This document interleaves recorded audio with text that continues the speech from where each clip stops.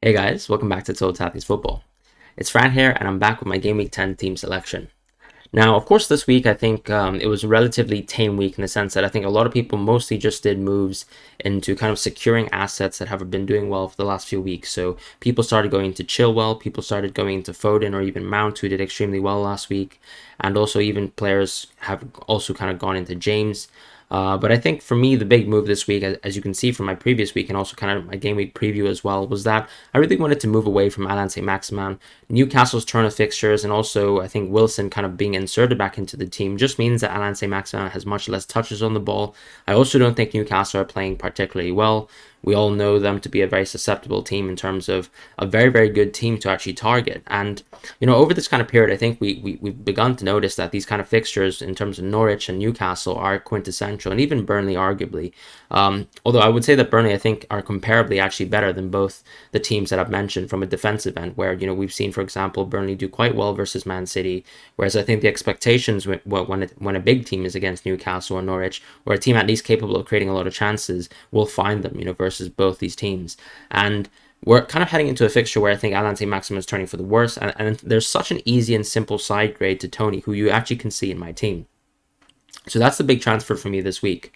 But before I actually go into the rest of my team and explain kind of my decision making there, I'd love to shout out OneFootball. We've been working with OneFootball for a while now. They're a fantastic football app, pretty much used for any football fan as an Android or an iPhone user to actually get the latest news and updates in terms of football. You can kind of find all you want in terms of press conferences, kind of very, very kind of up to date news on terms of injuries for certain players, updates in terms of maybe whether players are actually available for selection, game week previews as well for specific leagues, both European and also domestic. Even international fixtures are covered as well on the app.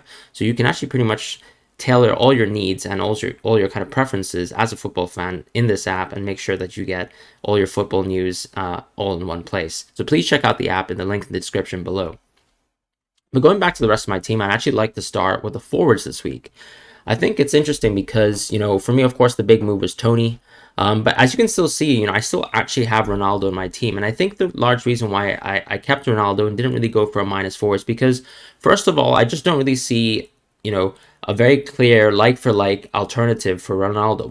My genuine plan is probably to move Ronaldo in a kind of hit where maybe I go into someone like Son in the next week where Tottenham's games are actually starting to ease up. I have a little bit more faith in terms of how well has Son performed over, the last few weeks. And arguably, I think, the forwards just haven't been that interesting. We don't know exactly Lukaku's injury status. And to be honest, he hasn't played overall, extremely well for Chelsea. Whereas, when you compare, let's say, Kane and Son together, I think there's actually, something to be said about how well Son has done in spite of Kane's relatively poor Premier League form so far. And I think we've only seen really Kane Hall versus Newcastle, which we've actually been baited by in the past. As a Ronaldo owner myself, I was actually kind of very, very overwhelmed with, Ronaldo's haul versus Newcastle. And I think I was a little bit kind of starstruck by that haul and kind of stuck by him in terms of two very poor captaincy decisions subsequent to that. And, I paid the price pretty much, right?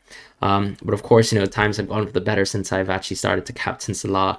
And, I think that's just the right play for the rest of the season. So in terms of premiums, I think we're also maybe entering into a phase where it makes a lot of sense to actually strengthen your team all around. There could even be a potential for me to actually go into a budget striker from Ronaldo, go for Son, and then in the next week also maybe change a player like Ben Rama potentially as well. That is, for me, the general kind of concept. I think we have the capacity now to invest into, for example, Chelsea midfielders or even Man City midfielders who are slightly more expensive than most. And even the option of Diogo Jota, for me, is still quite interesting at this moment in time.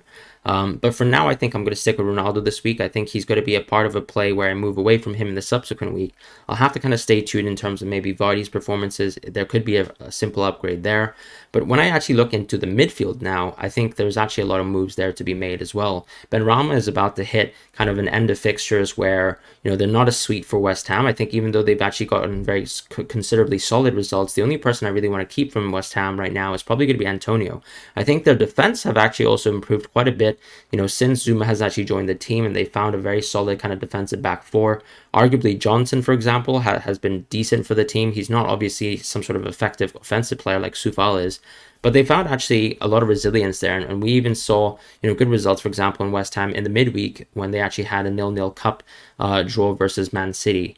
And what was so promising about that game was the fact that Foden actually came on as a sub. I imagine that that was part of an idea to kind of rest him and make sure that he's actually ready to actually play on the weekend, and which hopefully he does.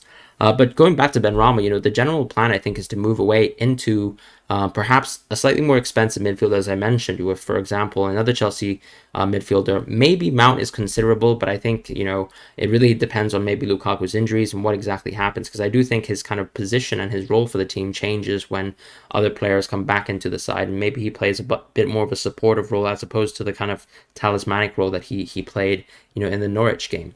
And when I actually compare to other kind of midfielders around the league, I think it makes a lot of sense to look at some players like Cornet, who I'll be featuring in a very upcoming kind of hidden gems video very shortly. And also looking to kind of other midfielders in terms of actually even going back to someone like Jota in the very near future, especially if I actually see that he gets more consistent game time.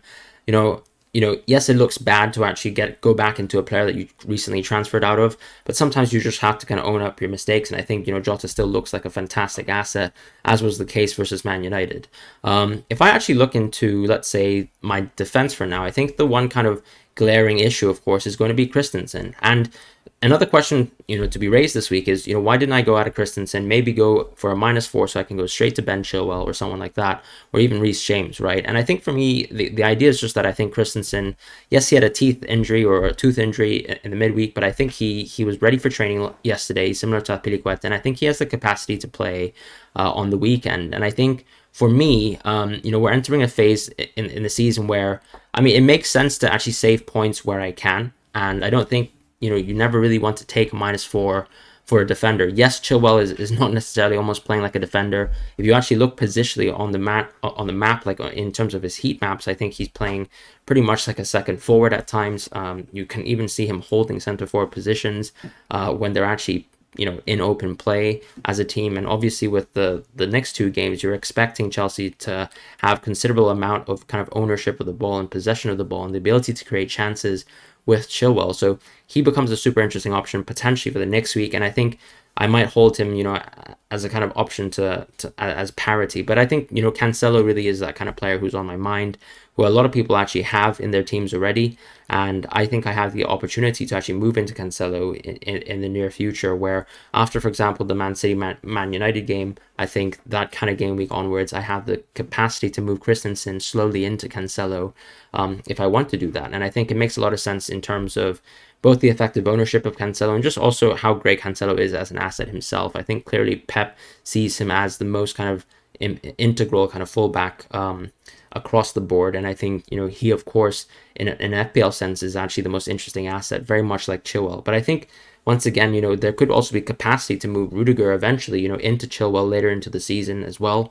If I want to actually go into, for example, a one Liverpool, one City, one Chelsea defense, and having Livramento continuing to be a solid option. Cody, of course, is someone who probably sits in my bench, and I think maybe in the future, if I actually move my keeper in a future wildcard, that's the only time where I'd move Sanchez and move away from Cody, because for now, most of our transfers are going to be situated in the midfield and the forward positions, and that's not really going to change. If you look at the defense, I think, yes, it's not necessarily super beneficial to have, I think, Cody as of now. It's not like the fixtures are great, nor is Wolves' defense particularly great.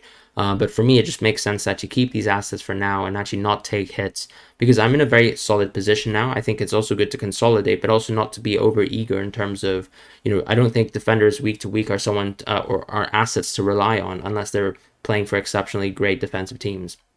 And that's generally kind of my opinion on that. This is my team selection for this week. So the big pick overall is going to be Tony.